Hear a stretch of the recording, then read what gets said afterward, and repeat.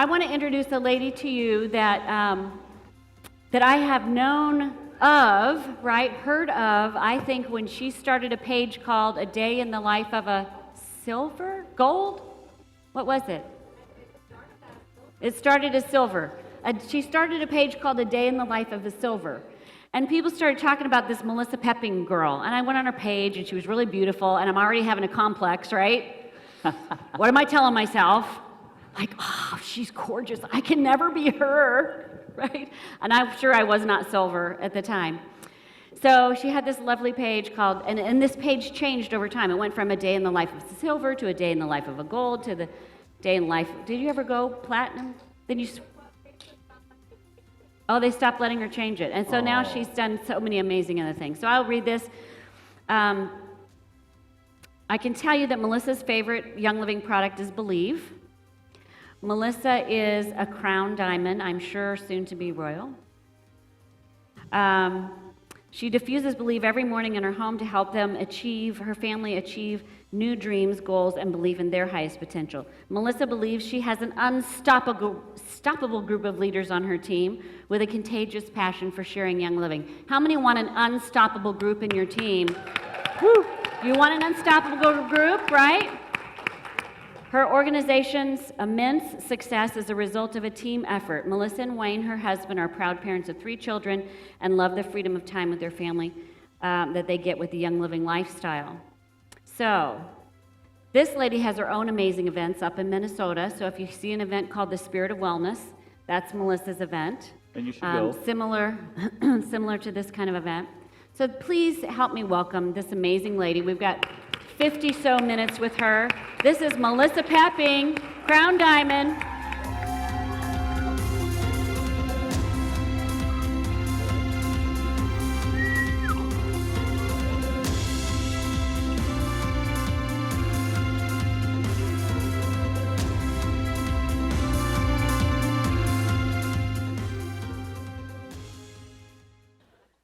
I'm excited to share with you guys a little bit about the things that we do in our organization, and I'm going to share with you how to get over some of those fears that are holding you back. Would that be okay with you guys? Here's the thing I love about Young Living. It gives me the opportunity to experience wellness so profound that I do feel compelled to share it with others. Do you guys ever get in that moment? You've experienced things so profound that you just feel compelled to share it with others. At that moment, I say, congratulations, you found your purpose. How many of you are ready to experience some great abundance?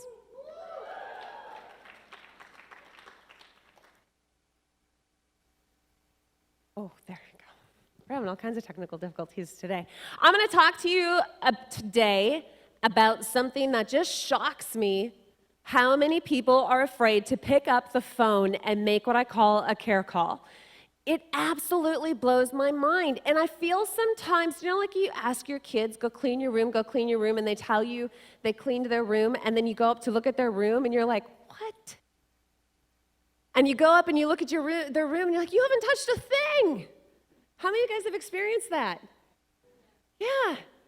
Or you tell your husband, you're like, can you just pick up your dirty socks laying all over? He's like, I did. And then you go in the bedroom, and you see all these dirty socks, and you're like, you didn't do a thing. How many of you guys have experienced that? Okay. So I says to my leaders, pick up the phone and make some care calls. They're like, I did. I'm like, great. And then I start making care calls into the team. They're like, no, I've actually never heard from my upline.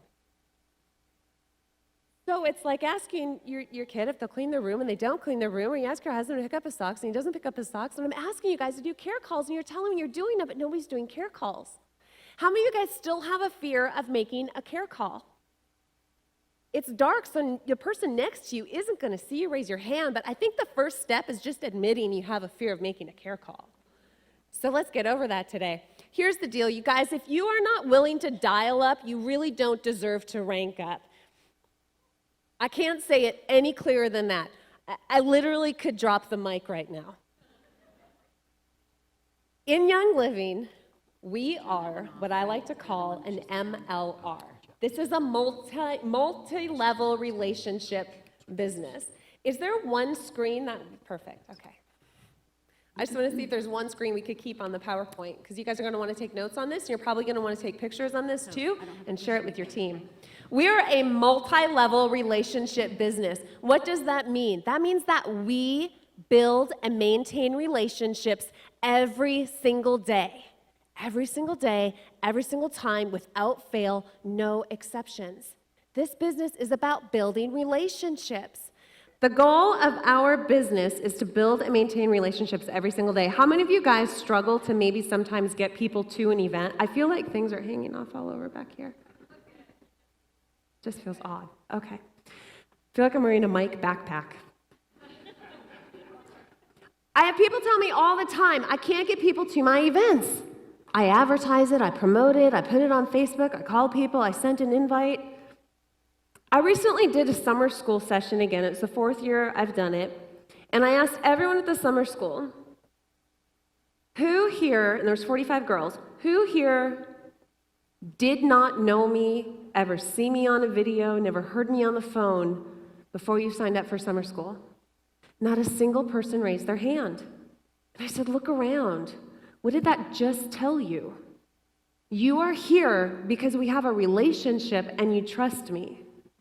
How many of you guys just had a massive light bulb go off?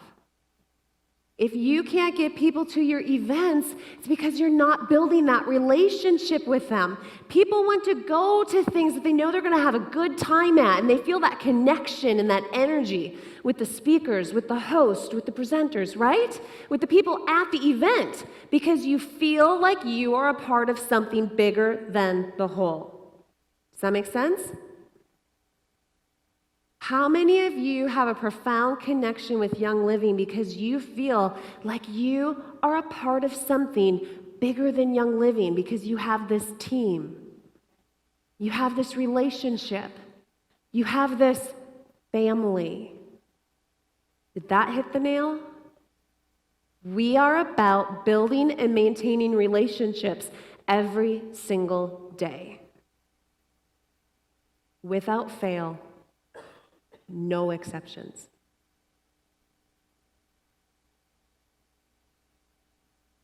My biggest passion in life is when somebody tells me their fear and I get to help them bust through that and defy their limitations. It doesn't matter if I have the Shelby and I'm jumping a ditch, taking a corner at 80 miles an hour, or really seeing, does it cut out at 150? There's no rush that compares to that of when I get to see someone defy their limitation. There is such a massive success right around the corner for you, and it's waiting for you.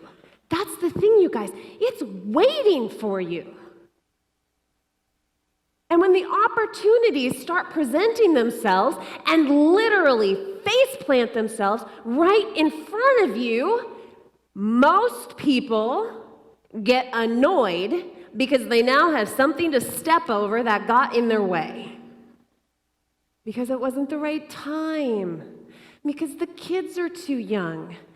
Because they're not in a big enough town. They don't know enough people. They don't feel ready yet. They didn't take all the classes they want to take or read all the books they want to read yet. So the opportunity, the exact thing that you're asking for, literally faceplants itself in front of you, and most people get annoyed because it wasn't the right time. It's not up to you to decide that. One of the biggest fears people have is to pick up that phone and start making care calls. One of the biggest fears people have is hearing no. It's the rejection. So you're afraid to pick up the phone and call someone because you don't want them to hang up on you. You don't want the rejection. You don't want someone being annoyed with you. You don't want to feel pushy. You don't want to feel like a salesperson. Did I cover it all, or am I missing any? That pretty much summed it all up? That's pretty much every excuse you can throw at me on why you don't want to pick up the phone? You don't know them that well. You're not a blue person. Not knowing them is the best part. You get to make a new friend today. Who's going to throw out the next one? We're worried about what the other person's going to think. Oh my God, am I bothering them? Are they eating dinner? Are they having a snack? Are they going to the bathroom? Are they drinking water? Are they breathing? 44% of people give up after one no. You hear no one time and you're just done. 22% give up after two no's. But 80% of sales are made after 5. We have to get over that fear of rejection. We have to get over that fear of judgment. We have to get over that fear of not having the right answer. That paradigm that you have so stuck in your mind, that's been engraved in there because of someone else, something else that's happened, you need to break past that. So let's look for a moment at how this actually works. This is you, without enzymes.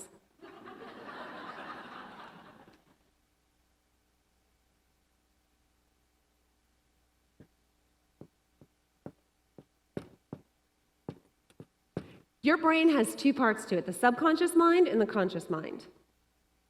You guys know that the brain cannot tell the difference between fact or fiction? Isn't that amazing? The brain cannot tell the difference between fact or fiction. You literally could wake up every single morning and tell yourself that today you deserve success. You could wake up every single morning and tell yourself you are a professional earning a professional income. Every single day, you could wake up and tell yourself if you earned $1 million a month, it still would not be enough. Every single day, you can tell yourself, and the brain doesn't know the difference between fact or fiction. But in comes something that plants itself right here. And it becomes a filter. So we get these ideas and we get this creativity and we get all these things we want to do in these dreams, and they come into the subconscious mind, but they hit the paradigm. They hit this paradigm that says, you're not good enough.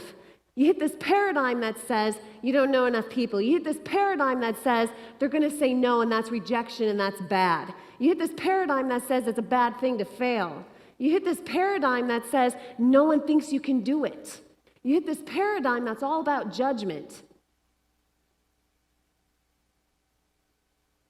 It blows my mind on how and why we spend so much time worried about what other people think. So we get this idea that we want to grow a young living organization.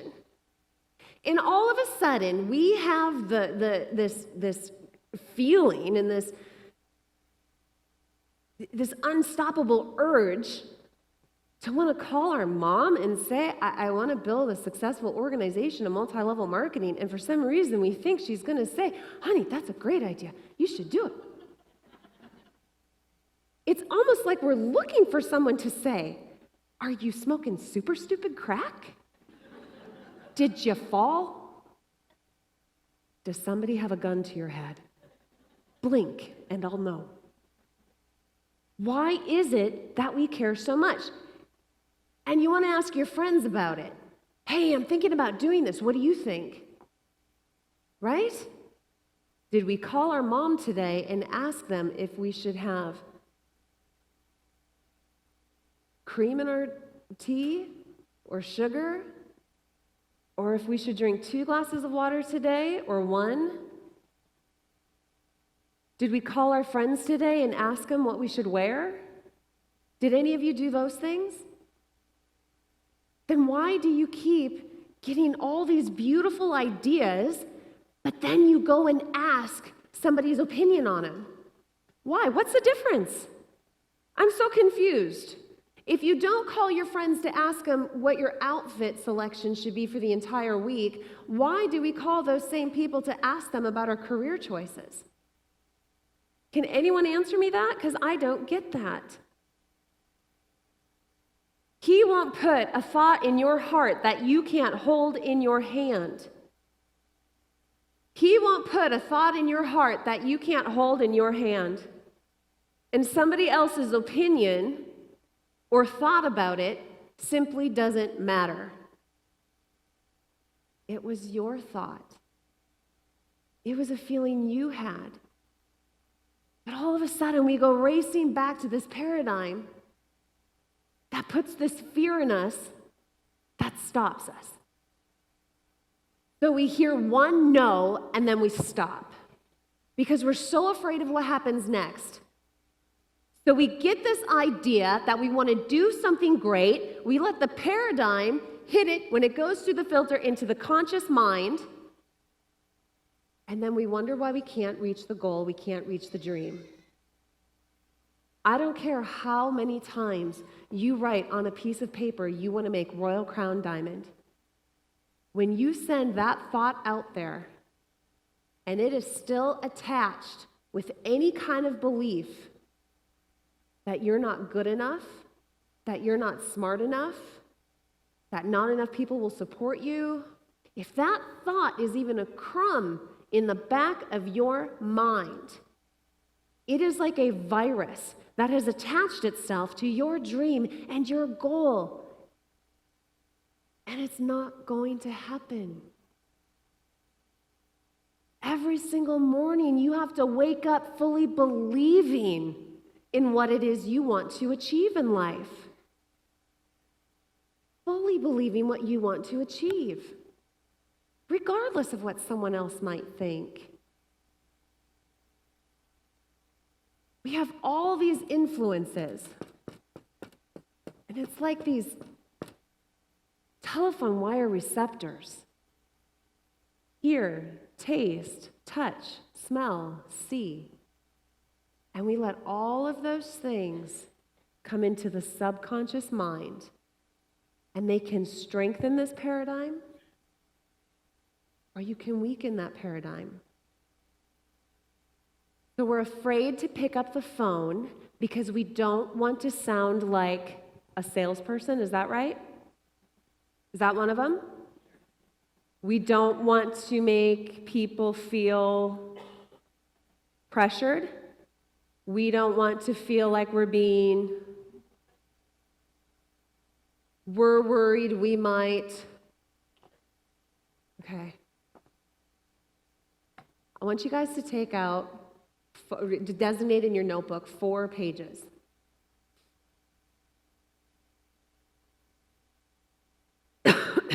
On the top of the first page, I want you to write, what is a salesperson? I hail from the car business.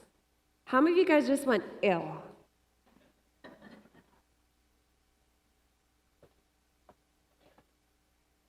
That is the epitome of salesperson. You think salesperson, you usually think car business, right? When I think of salesperson, I think ick. Person with one agenda. It's all about the money. They don't care what I want. It's just the bottom dollar, you know? It's all about the profit. So that was on my salesperson list. You guys, I used to hate care calls. Now I live for them. So on that first page is everything you think a salesperson is. Write it all down. If that's your big holdback, that you don't want to feel like a salesperson, write down all the things you think a salesperson is, all the dirty, icky, unattractive things you think a salesperson is. On the second piece of paper, what do you guys say? You don't want to feel pushy? I want you to write down all the things you think a pushy person is. Maybe they're aggressive. They don't care about people. They just want themselves. They want whatever it is that you think that is. You write down all the things you think a pushy person is.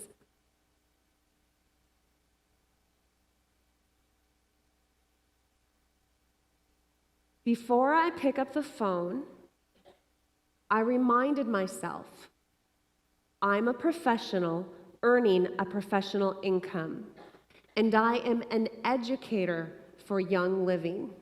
And I have an honor, responsibility, and obligation to make sure that people in my organization know how to safely and effectively use the products they have invested in. I read that to myself out loud before I picked up the phone every single time.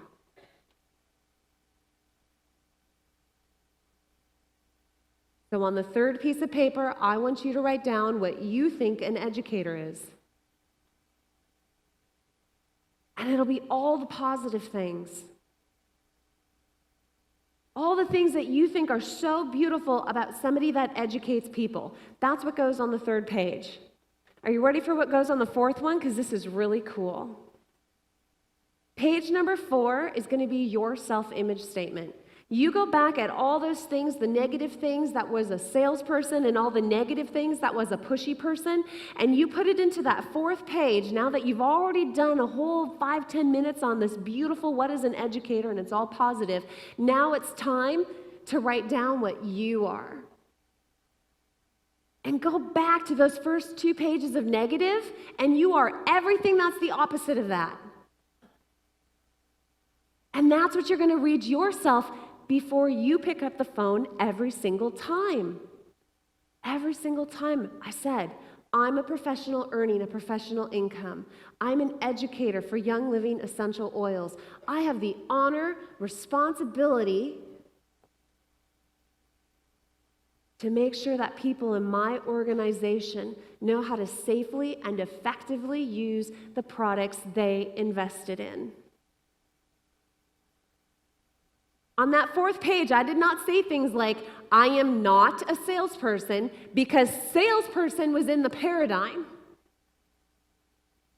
And the subconscious mind has no humor. It has no deductive reasoning skills. So if you say, not a salesperson, what does the subconscious mind hear? Right. If your self-image statement says, I'm not a pushy person, what does the subconscious hear? Pushy person. So that fourth page has to be pretty amazing. And you read it to yourself every single time before you pick up the phone. Do you know what happens to your confidence at this point?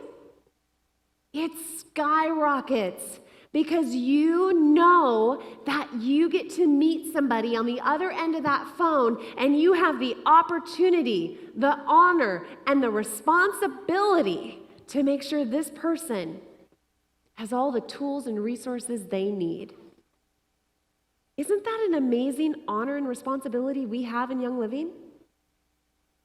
Now, how many of you are afraid to make care calls because you think, well, my upline calls and my downline calls them, and they're going to be getting so many calls? Does anyone in here have that concern? Is there one single person? Because I want to make sure you get. Thank you. I have been to retreats. I have been to dinners at convention.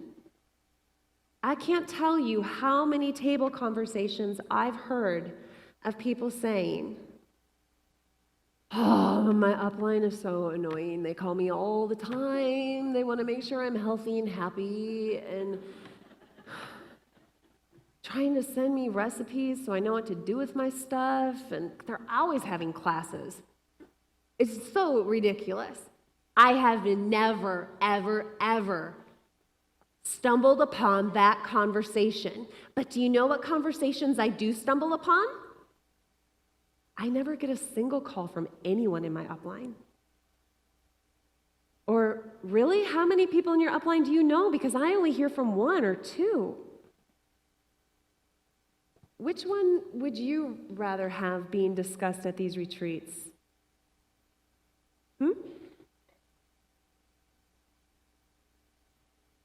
How many of you are blue personalities? Raise your hand if you know you are. Jim Bob, what personality annoys us? Thank you. If my upline was a green personality, do you think I would resonate with them and feel like a part of the family and like I belong to something bigger than the whole? No.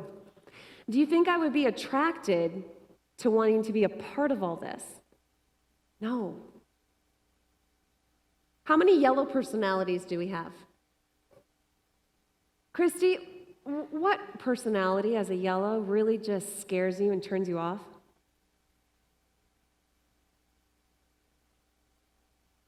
Reds.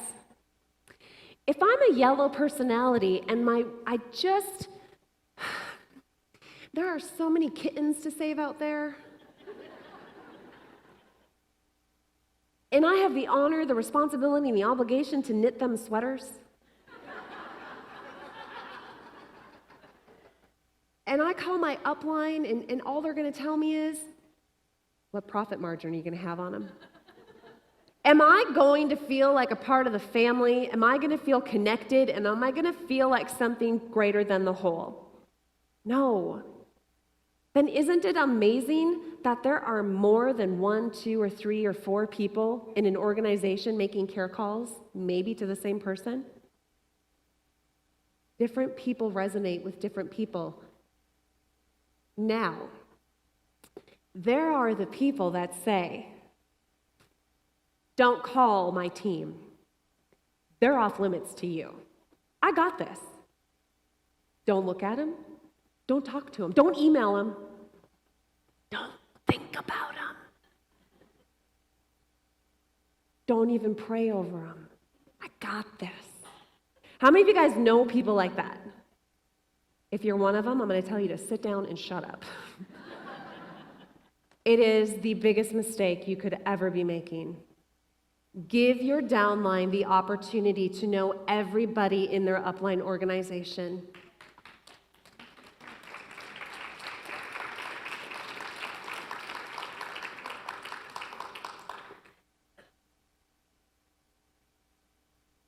In 2007, it took an average of 3.68 attempts to reach a prospect.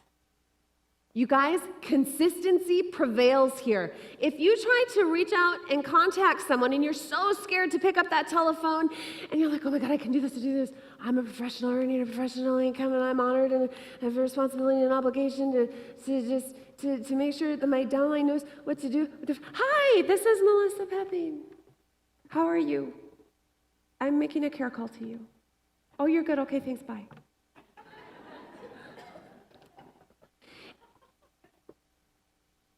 Or you pick up the phone and it rings, you're like, please go to voicemail, please go to voicemail, please go to... Oh, thank God it went to voicemail. And you hang up the phone, you're like, okay, I can make the next call now. I'm making my care calls. You let it ring twice and you hang up. Oh, I'm not home. Nope, must be busy. They must be busy running to the phone. In 2007, it took an average of 3.68 attempts to reach a prospect. Today, it takes 8. So when people say to me, well, how many times do you try to call them? And what if they don't answer? If they don't answer, I leave a message. Hey, this is Melissa. I'm a part of your Young Living Upline support and the Sweet team. I was just going to chat with you real quick. When you give a minute, give me a call back. And then, if I know it was their cell phone, I'll send them a text. But texting is not a care call. Emailing is not a care call. When's the last time you felt genuine love and support and conviction from a text message? I don't care how many emojis you put after it. Happy face, hugs, Frank, swirly stars. And then you make the mistake and you send the constipated one.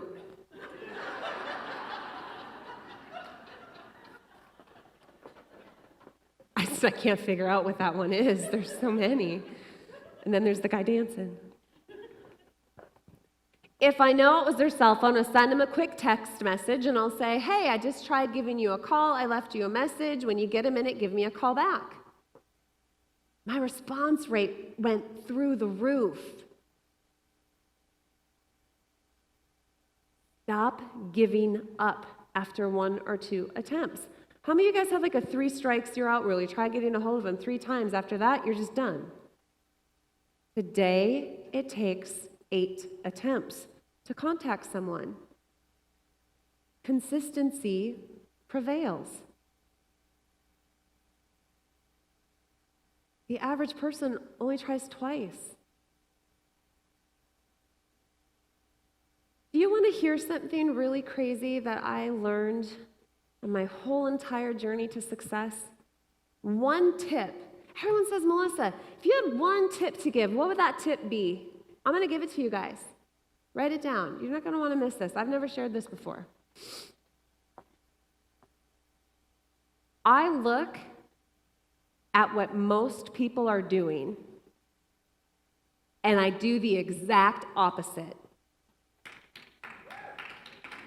98% of the population is broke or flat broke or is going to die trying. I want to be the 2%.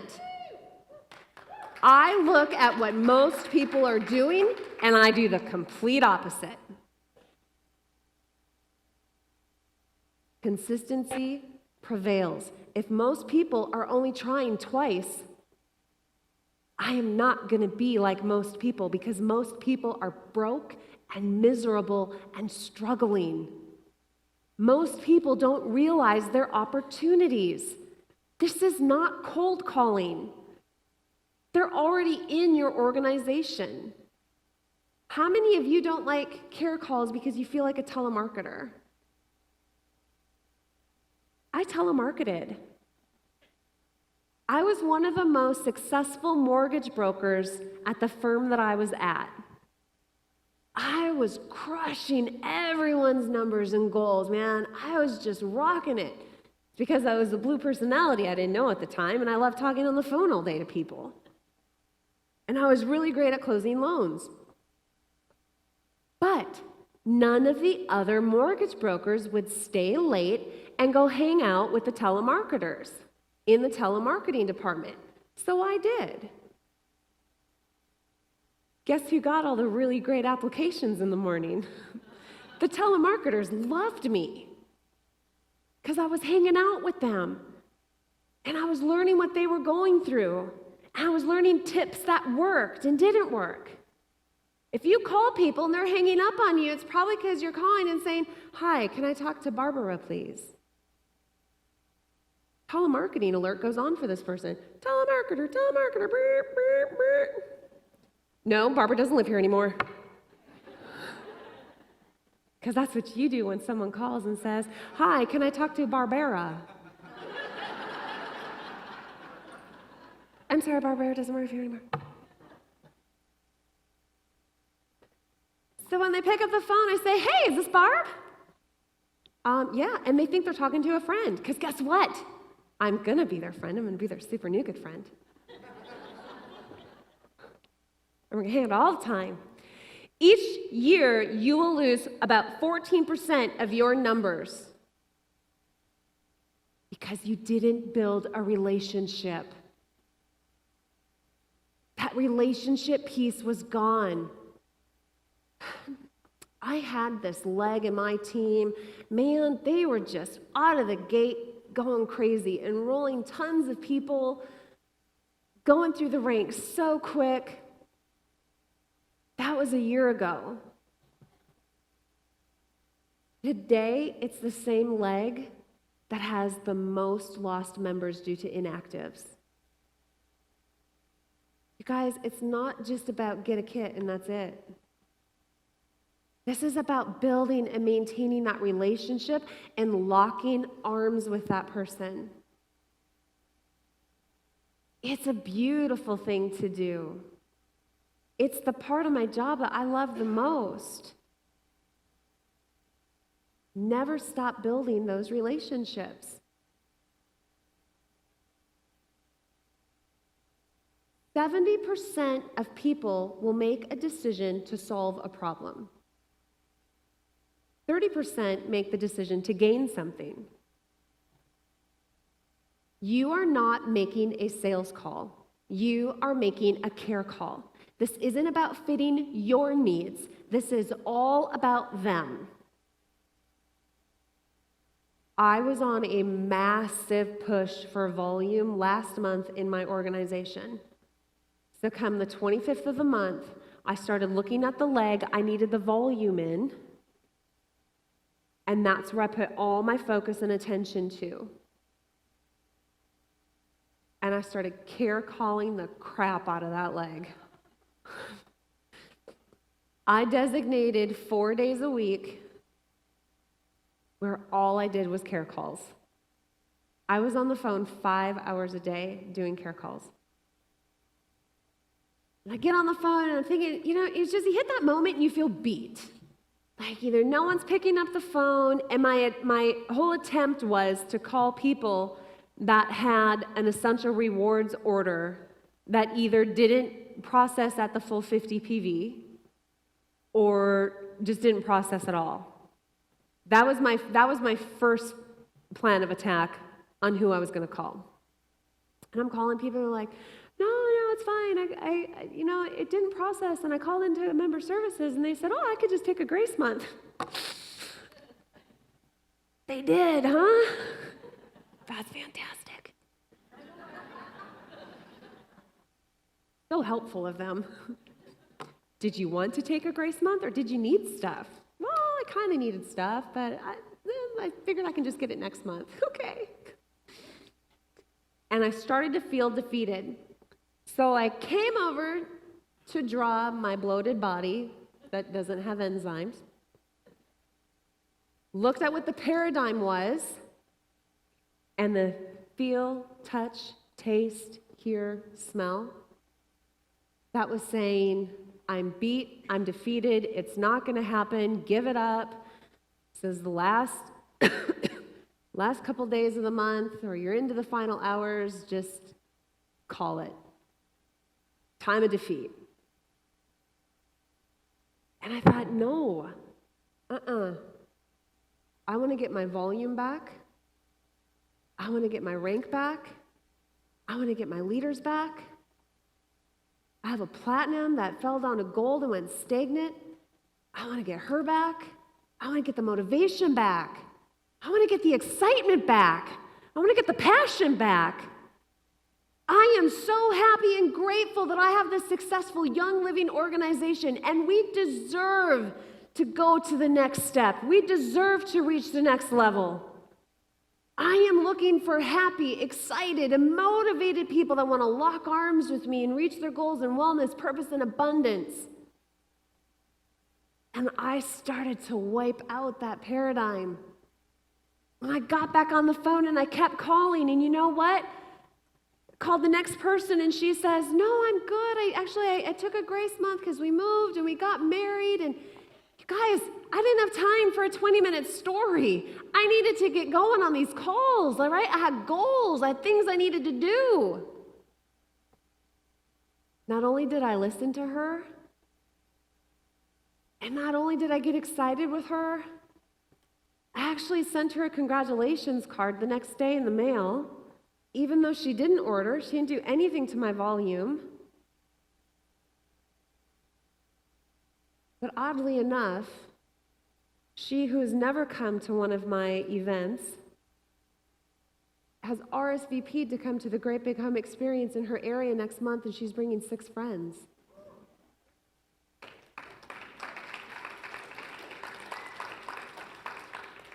It is not about your needs. It's about their needs.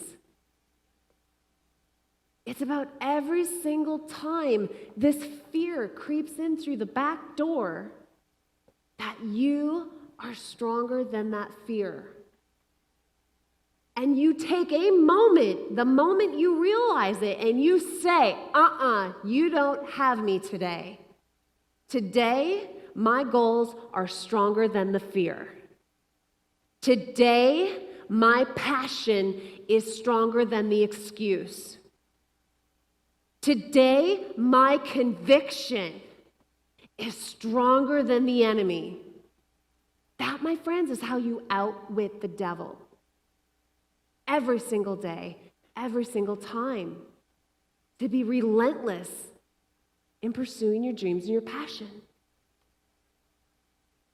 I am not doing care calls to try to sell something. In fact, I remind myself, Melissa, try not to sell something today. Just build a relationship. That's all I'm trying to do. I'm trying to get into a conversation with someone so they will tell me some of their problems, so I can help them find a solution. That's my job. That's what an entrepreneur does. You guys, that's why I launched a cosmetics company last year. I found your needs and I fulfilled them. It's why I wrote the chemical-free home books. You had a need and I fulfilled it. I helped, you're welcome. I love you. I helped solve a problem.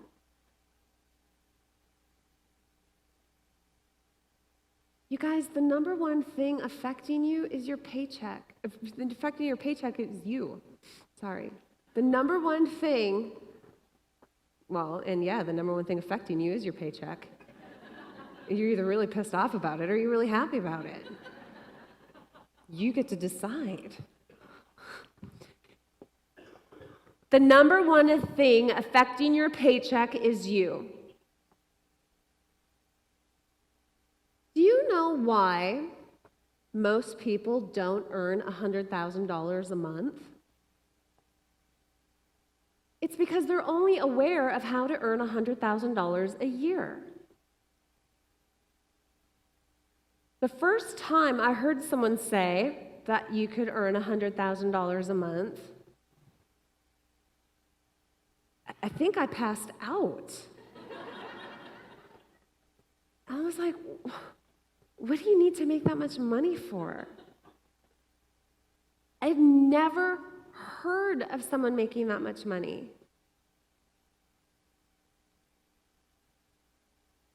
When I started working with my coach at the Proctor Gallagher Institute, he said, our goal is to turn your annual income into your monthly income. I said, well, I already did that. He goes, when? And I said, well, a couple years ago. He goes, no, I'm talking about now. I thought, oh, why would anyone need to make that much money? He goes, you are only aware of how to make $1 million a year because you don't know how to make $1 million a month. And I was, for a moment, completely, utterly ill and disgusted over that number. I was, because who needs to make that kind of money? That just seems really selfish.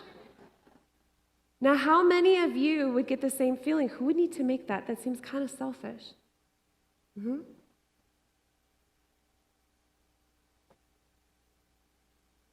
I had to change my thinking just a little bit.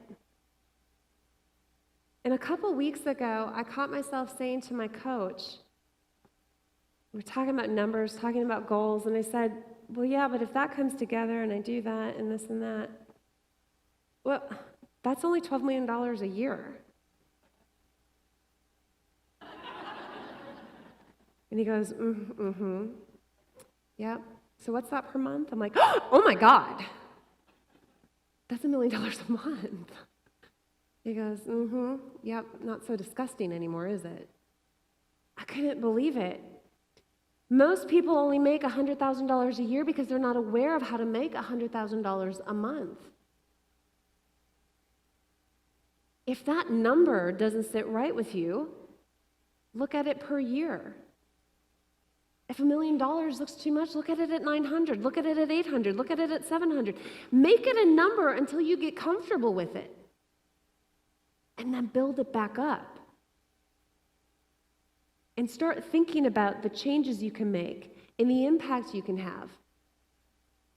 I was honored enough to spend a week with Bob Proctor in Toronto in July. And he said at the Proctor Gallagher Institute right now, they build one school per week in Nepal. One school per week through the Proctor Gallagher Institute. He said our goal is to build a school a day. All of a sudden, I felt extremely disgusted with myself for ever having thought, who needs to make $1 million per month? There's so much that needs to be done out there.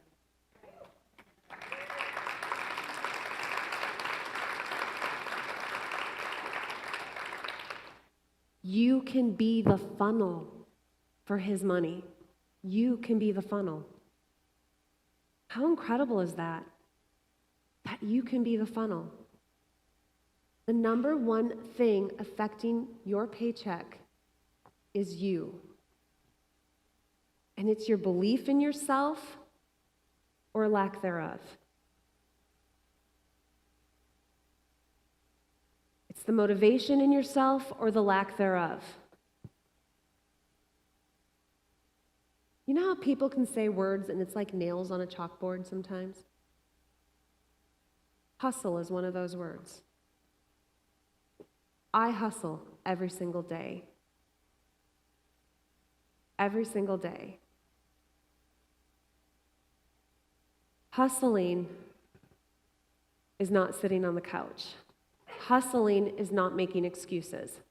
Hustling is not saying, well, these girls that I started this business with are not quite at this rank yet, so I'm just going to wait until they get closer, and then we can all just do it together. Girls, this isn't like when you have to go to the bathroom and you're looking for 5 people to go with you. This is not like that. This is hustling. This is saying to your friends, whew, I gotta go. You know what? I have epic shipment to do. So, I'm gonna be up over there in the white comfy couches at convention. I'll save you a seat. Take your time and do what you need to do.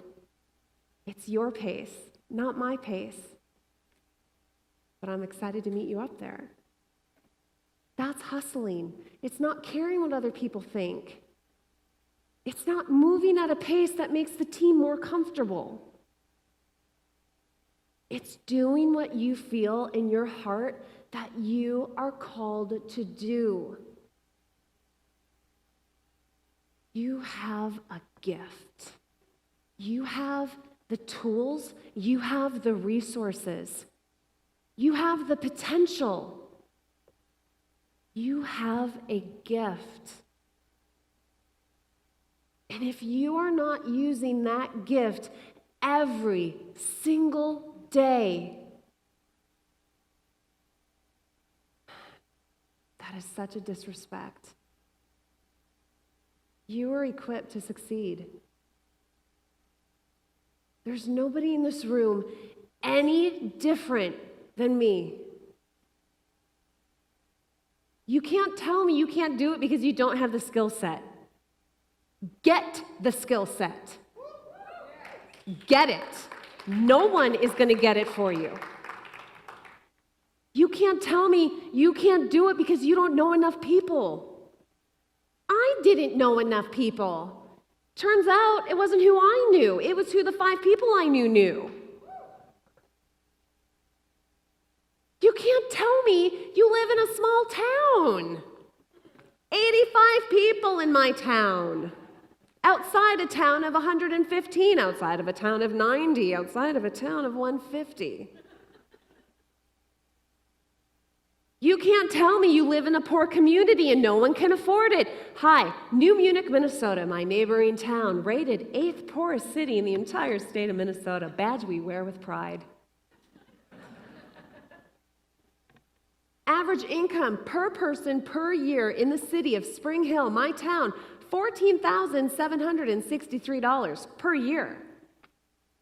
I now have 2 platinum leaders in town, and myself, and the census happened last year.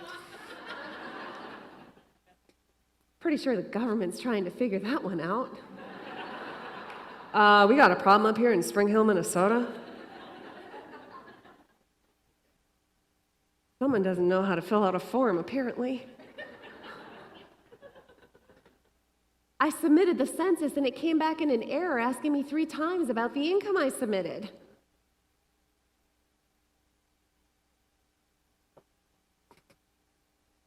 I had to lower it so it'd finally submit.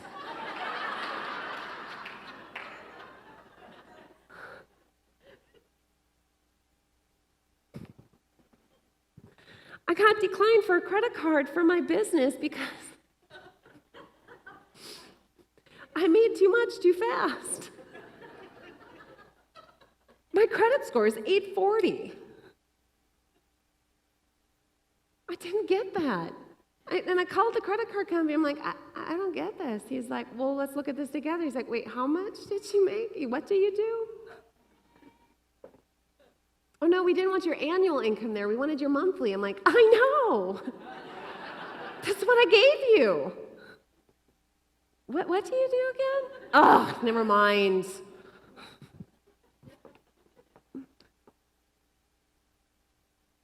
There will always be somebody in your life that will doubt your ability. And there will always be someone in your life that doesn't believe in you. And there will always be somebody in your life that's feeding you an excuse. Hear, touch, taste, smell, sound. What are you letting affect your paradigm? You guys, you will never outperform your self-image. So on sheet number 4, whatever it is that you're going to write down that you think of yourself, I want you to remember, you will never outperform your self-image. Be very, very careful of what you write down. Be very careful of what you say to yourself every single day. Your words have a power you can't even fathom. How many of you have read Think and Grow Rich? In 2012, when I read that book for the very first time, I opened up my journal. At the very back of it, I did the detailed action plan Napoleon Hill said to do. I did all of the things Bob Proctor said to do.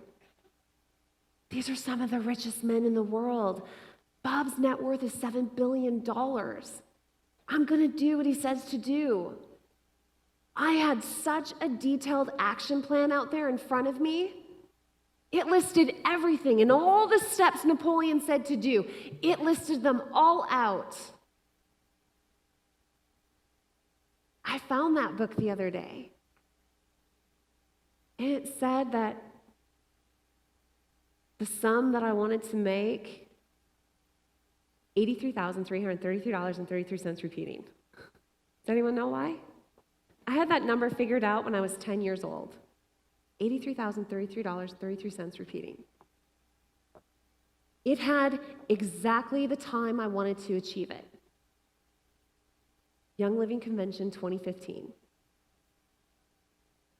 It had exactly what I was going to do in return for it. That I was going to be the best ambassador for Young Living that Young Living had ever seen. I was going to pour out relentlessly into everyone, regardless of if they were in my organization or not. How many of you in here have I helped rank up that I don't even know?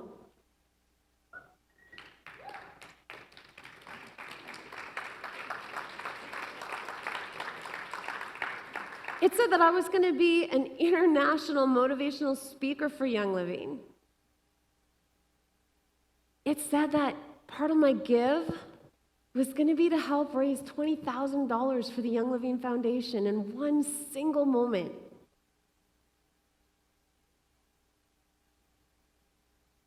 It had that I was going to write a book and that I was going to have Bob Proctor publish it. And the name of the book, it was just what the book was going to be about, was going to be about how people can rock their home experience. I wrote that all down in 2012. I thought I was going to retire my husband before the age of 40 so that he could work at the family farm and do what he loves and not be an agricultural mechanic like he was for the past 16 years. Backbreaking hard work, never home, 80-hour work weeks, miserable and crabby. And that I was going to make sure that I could have enough money set aside so my kids, if they wanted to go to college, wouldn't have to worry about it. I thought we wanted to be debt-free. I wrote all that down in 2012. You guys remember the goal date that was in that book? 2015 International Grand Convention. Weil Fast Track teamed up and dunked me. Do you remember that amount? What was it? $20,000. My husband retired 2 years ago. Last weekend, we just had his 40th birthday.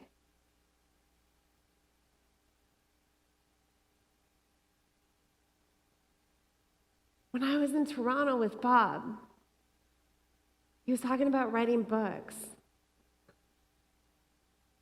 And I said, Bob, I wrote a book. He goes, that's great. How many copies did it sell? And I said, 380,000. He goes, what? He goes, it's a pretty good day when you sell 800. He goes, who's your publisher? And I said, I was. He goes, who distributes it? And I go, I do. He goes, you sold how many? I said, 380,000, sir. He goes, you're writing another one? And I said, yeah, actually, because while you were talking, you mentioned that I can take audio and send it to a company and have it transcribed. So I had this idea, and I called my web designer, and I said, hey, can we take one of those calls, send it into a company, and have it transcribed? And he said we can, and the whole time I've been sitting here, it's already been written into a book. I just have to edit it. He goes, that's fantastic. What's the book about? He said, I just told him take the call that had the most downloads, because obviously that's the most popular one, and choose that one. I didn't even ask him what the title was. I didn't even ask him what the top of the call was. I just said that's the one to pull and do it. You know what Bob asked me? He goes, can I publish it for you?